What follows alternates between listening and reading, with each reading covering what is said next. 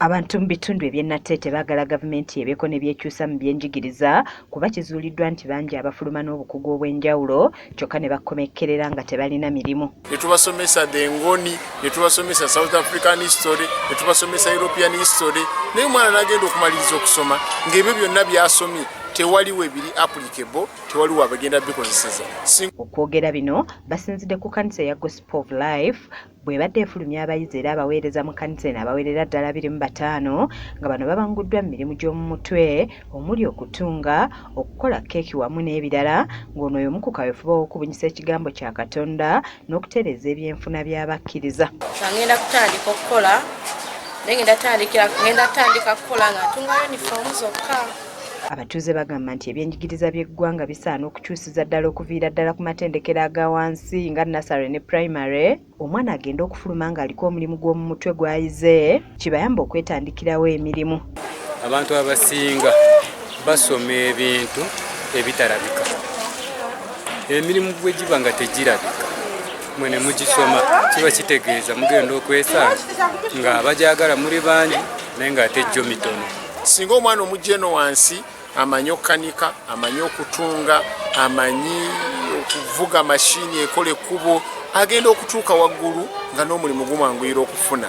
N'olwekyo nze ndowooza gavumenti ekirowoozeeko mu bwangu ddala essira tuliteeke mu kusomesa abaana baffe ebyemikono.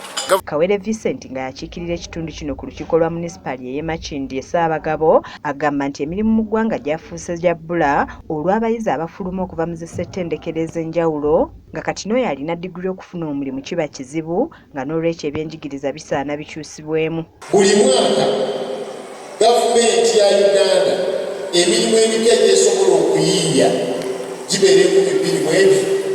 Yunivasite bwe Makerere buli mwaka efulumya abaana bali wakati w'omutwalo mu kitundu.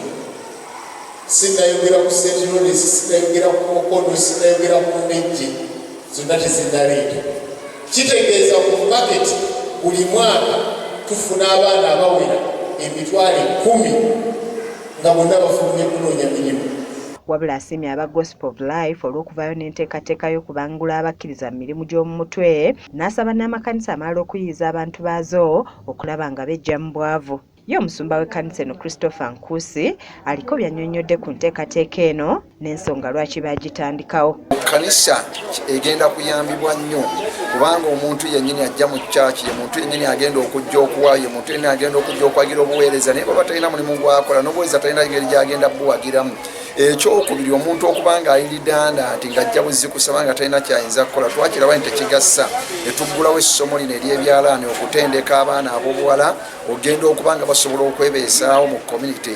Ye omusumba Sylvia Nkusi nga y'omu ku bawoma omutwe mu nteekateeka eno annyonnyodde ekyabawaliriza okuvaayo n'enkola eno ng'agamba nti abagolezi bwe babaako ne kye bakola ekivaamu ensimbi bakola ebigasa ekkanisa. Ow'ekkanisa bw'agamba nti nsobola okutunga yunifoomu ze abeera azisobola, bw'agamba nti nsobola okutandikawo ettendekero ly'abaana, bw'agamba nti nsobola okutrayininga n'ebyalaani 2 oba 4 era aba akisobola.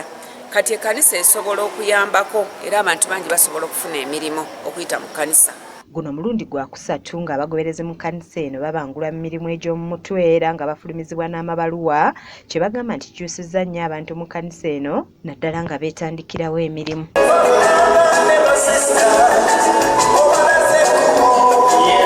Kizza Peter yakusakidde eggulu erino ku lwa KSTV Agaleero.